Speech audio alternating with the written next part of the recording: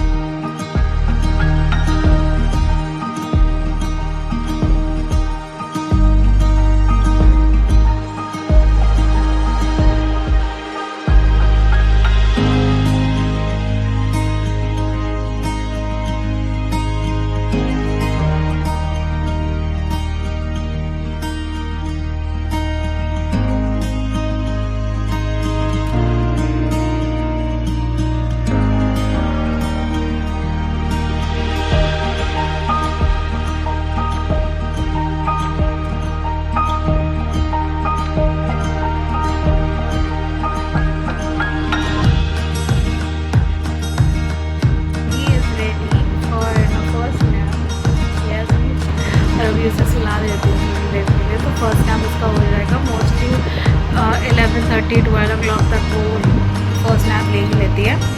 So let's do that.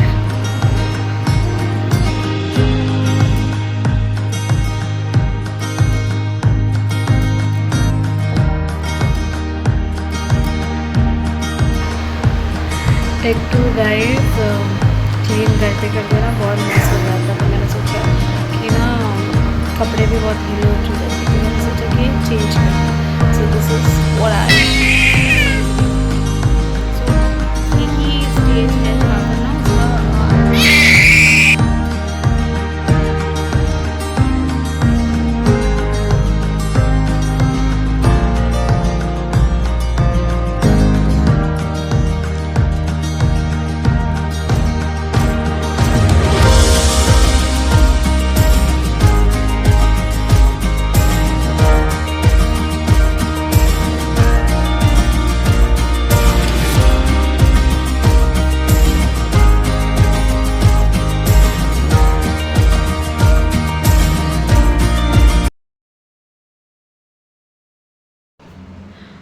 Okay. सो एक random thought मेरे mind में आ चुका है. So thought of sharing with you guys. मुझे नहीं पता कि कितने लोग इससे रिलेट कर पाएंगे, बट मेरे हिसाब से अगर कोई न्यू मॉम है और उसने प्रेफर किया है to stay at home for certain time, तो अचानक से वो समाज, वो आंटीज़, वो अंकल आपको आकर है ना बहुत सारे ताने मारने लग जाते हैं, saying that why you want to stay at home, अब तो तेरी लड़की बड़ी हो चुकी है, दिस दैट, ये वो सारी चीज़ें बोल देते हैं. ठीक है, बट एक माँ को मेरे हिसाब से पता है, एक माँ को ही पता होता है कि अपने बच्चे को कैसे रेज़ करना है. तो पाल कोई भी सकता है, बट मेरे हिसाब से ना हर कोई अपने बच्चे के साथ कनेक्ट नहीं कर पाता है. ओके, तो और हर माँ के लिए बहुत डिफ़िकल्ट होता है कि घर को छोड़कर अपने बच्चे को, जिसने 9 महीने तक पेट में रखा होता है, उसे कहीं किसी भी के हवाले में, मतलब किसी भी ज़िम्मेदार इंसान के पास छोड़ कर जाना, it's also not an easy task. Because I see even if my husband is also there to take care of that child, मतलब मेरे हिसाब से पता है, मेरे को पता है कि 70% she could stay with him, but बाकी के बचे परसेंट ना, जो एक माँ कर सकती है ना, कि अगर उसको मतलब उसको बोलना नहीं आता है, तो उसको पता नहीं उसको क्या हो रहा है, क्या नहीं हो रहा है, तो वो एक माँ की इंस्टेंट ही बता सकती है कि क्या हो रहा है, कि क्या नहीं हो रहा है. और जो माएँ 6 महीने की मैटरनिटी के बाद ज्वाइन कर लेती है अपना वर्क फोर्स, मैं तो उसको सल्यूट, मेरे लिए तो मैं उसके लिए बहुत सल्यूट हूँ. Because working is important. आज के टाइम पर career is also important, everything is important, but जो फेज़, जो एक्चुअली जो बच्चा अपने माँ के भरोसे पर ही आया है, अगर वो ही ना रही उसके पास, तो क्या ही मतलब है. तो ये मेरा थॉट था. बट बाकी के समाज के लोग जो भी हैं, जैसे कि रिश्तेदार, रिलेटिव्स हैं, वो आकर तुम्हें यही चीज़ बताएंगे कि where are you lacking, okay, and how are you lacking.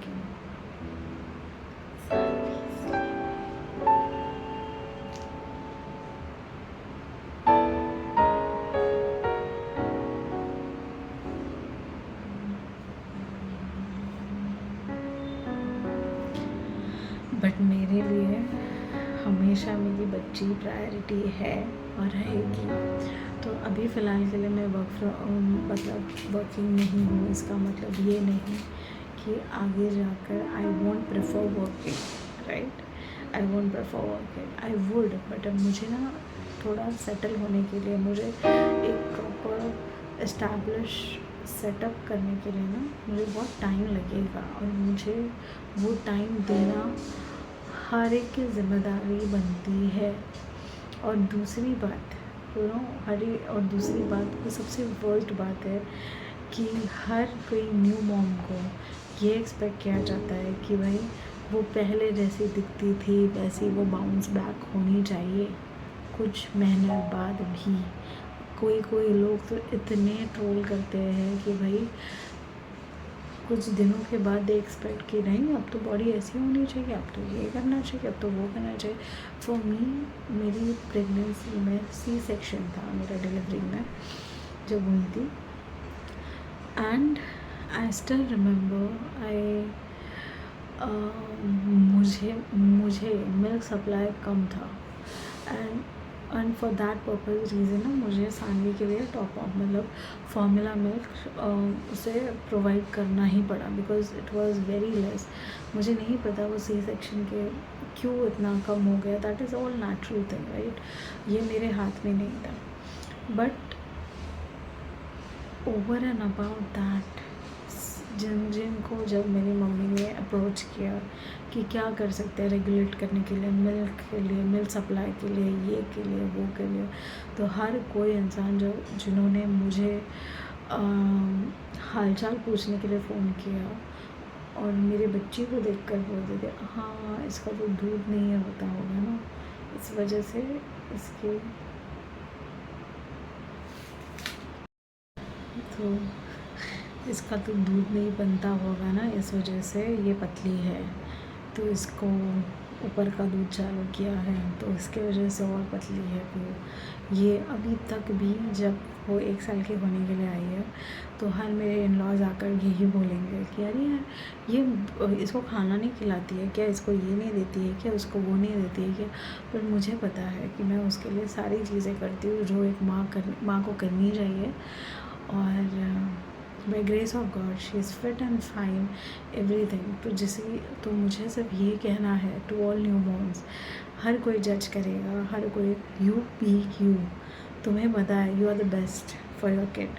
Okay, जो मेरा पीडियाट्रिशियन जो है उन्होंने भी कहा था कि you are the best, you are doing everything best for your child. So जो भी बच्चे के बारे में कुछ भी बोले, आँख कान मुंह सब बंद कर दो अपने, जो आपके लिए परफेक्ट लगता है, जो आपको ही परफेक्ट लगता है। आप ये माँ हो ये जान लो and you are doing a great job and that boost me like a great you no.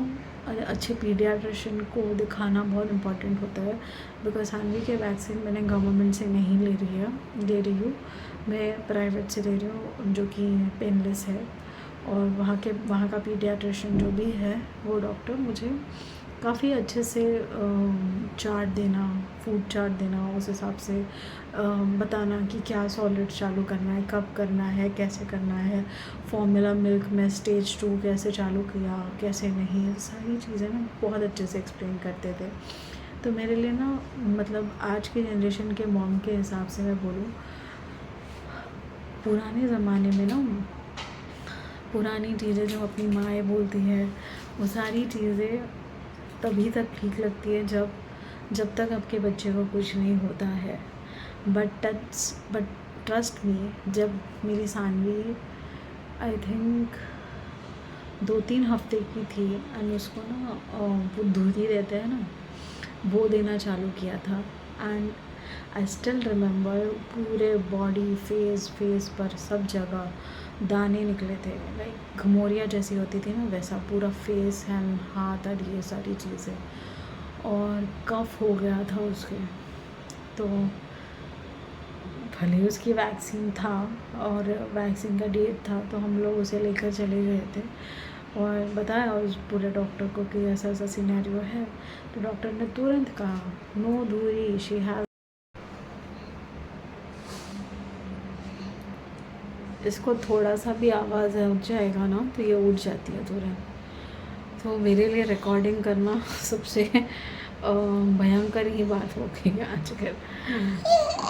थोड़ी सी भी आवाज़, इतनी सी भी आवाज़ में, कितने कम आवाज़ में रिकॉर्ड कर रही थी, ना जाने कितनी बार मेरे को डिस्ट्रैक्शन हो गया इस चीज़ के लिए। तो मैं बस ये कह रही थी कि इसको बहुत इन्फेक्शन हो गया था और एलर्जी आ गई थी, तो इस वजह से डॉक्टर ने तुरंत बंद कर दिया। तो मैंने तब मुझे इम्प्लीमेंटेशन मतलब मैंने ऐसे सोचना चालू कर दिया कि भाई तब तक पुराना था तब तक सही है जब तक कुछ नहीं हो रहा है, but what your heart feels for your kid, for your child is the only medicine that you have. To give at initial stage. So जो भी नए मॉम है, प्लीज़ ये मॉम गिल्ट में कभी मत रहना, बिकॉज ये मॉम गिल्ट कभी एंड नहीं होगा. So that's what I have to share. और बाउंस बैक करने की कोई बड़ी बात और कोई इतनी बड़ी बात नहीं है. जो अपने नसीब में है, दूसरा चांस लिखा हुआ है करियर के हिसाब से, अगर मैं बोल रही हूँ तो वो मिलेगा. Because I was also a working women जिसने चूज़ किया अपने बच्चे के लिए स्टे एट होम बनना.